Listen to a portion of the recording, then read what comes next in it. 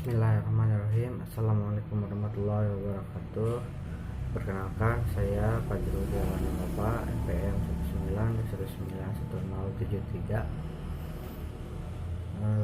kan memaparkan mengenai strategi belajar mengajar gerak.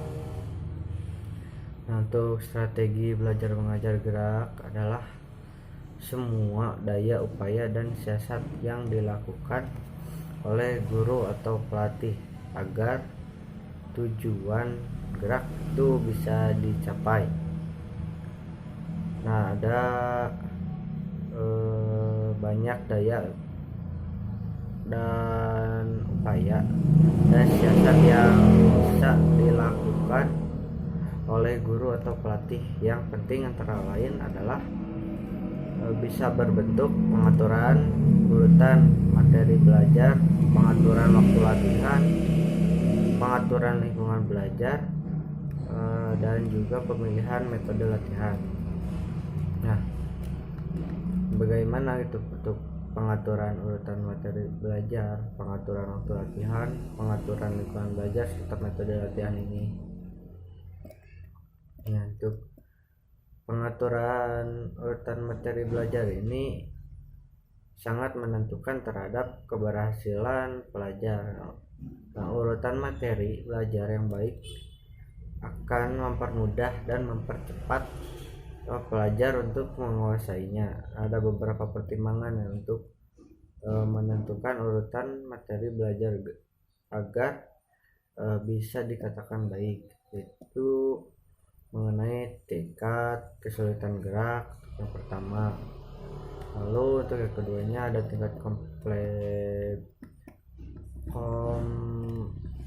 kompleksitas gerakan. Untuk ketiga, intensitas penggunaan daya fisik. Lalu kemungkinan menimbulkan transfer positif. Nah, untuk pengaturan waktu latihan ini dilakukan dengan sebaik-baiknya, akan meningkatkan efisiensi itu pencapaian tujuan latihan itu. Nah, oleh karena itu pemanfaatan waktu latihan perlu diatur dengan baik. Nah, ada beberapa faktor yang perlu dipertimbangkan dalam waktu latihan ini. Yang pertama, tingkat perkembangan usia atau pelajar. Yang kedua, ada tingkat keterampilan pelajar. Lalu tingkat kesulitan gerakan yang dipelajarinya. Nah, tingkat intensitas daya fisik yang digunakan. Nah, kenapa itu untuk tingkat intensitas daya fisik yang digunakan ini? Untuk melakukan setiap macam gerakan ini tidak akan sama daya fisik atau banyaknya energi yang digunakan. Gerakan yang berat atau yang melibatkan seluruh tubuh dan dilakukan dengan kecepatan tinggi akan memerlukan daya fisik yang lebih besar dibandingkan dengan gerakan yang ringan atau yang hanya melibatkan sebagian tubuh dan dilakukan perlahan dan hanya sebentar. Untuk mengajarkan gerakan yang berat, pelatih perlu mengatur waktu untuk praktik yang diselingi waktu-waktu istirahat yang cukup. Untuk pengaturan lingkungan belajar. Nah, untuk lingkungan belajar ini perlu diatur sebaik-baiknya agar proses belajar gerak yang dapat berlangsung dengan baik. Lingkungan belajar perlu diciptakan dan diatur sesuai dengan tujuan yang ingin dicapai. Ada beberapa hal yang perlu diperhatikan dalam hal penciptaan dan pengaturan lingkungan belajar. Nah, yang pertama, penyesuaian dengan bentuk kegiatan. Lalu yang kedua, keleluasaan melakukan kegiatan. Ketiga, perhatikan keselamatan pelajar. Yang keempat, bagaimana daya tarik untuk melakukan kegiatan. Nah, kelima ini membuat kenyamanan dalam melakukan aktivitas. Nah, kegiatan ini bisa diciptakan dengan pemilihan tempat yang tidak terlalu panas dan tidak terlalu dingin, atau tidak ada tiupan angin yang terlalu kencang. Misalnya kalau melakukan kegiatan latihan voli itu di siang hari, sebaiknya dilakukan di dalam gedung atau di tempat yang agak terlindung oleh kerindangan pepohonan. Nah, itu yang selanjutnya itu bagaimana untuk metode belajarnya gitu. Nah, metodenya ini atau cara-cara mengajarkan gerakan keterampilan ini bisa dilakukan dengan berbagai macam pendekatan. Untuk yang pertama ada metode praktik keseluruhan dan metode praktik bagian. Nah, untuk metode praktik keseluruhan ini adalah cara pendekatan dalam mengajar di mana untuk menguasai suatu rangkaian gerakan, pelajar diajarkan semua unsur rangkaian gerakan secara keseluruhan sekaligus dipraktikkan secara keseluruhan pula oleh pelajarnya. Nah, misalnya dalam mengajarkan gerakan bermain tenis meja, nah pelajar langsung diajar seperti halnya orang sebenarnya.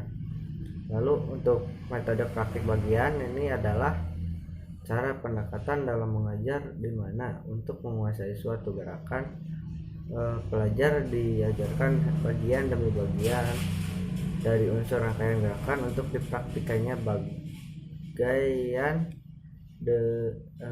demi bagian pula.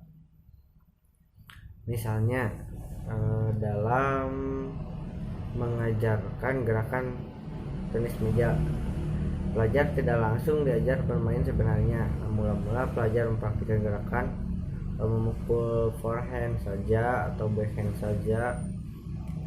Nah, sesudah bisa melakukan unsur-unsur gerakan tenis meja, maka barulah pelajar itu dapat bermain secara yang sebenarnya. Lalu metode yang kedua yakni ada metode drill dan metode pemecahan masalah.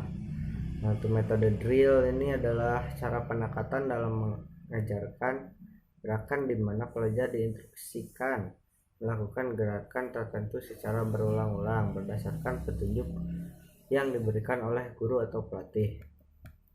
Nah, untuk metode pemecahan masalah adalah cara pendekatan dalam mengajarkan gerakan di mana guru hanya memberikan rambu-rambu mengenai tujuan atau gambaran gerak keterampilan yang harus dikuasai oleh pelajar.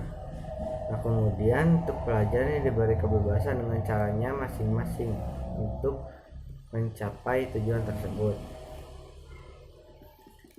Untuk metode selanjutnya ada metode pendekatan ketetapan dan juga metode pendekatan kecepatan. Dalam metode pendekatan ketetapan adalah cara pendekatan dalam mengajarkan gerakan keterampilan di mana pada awal mempraktikkan gerakan kepada pelajar diinstruksikan untuk mengutamakan ketepatan gerakan. Gerakan tidak perlu cepat tetapi harus diusahakan ketepatannya.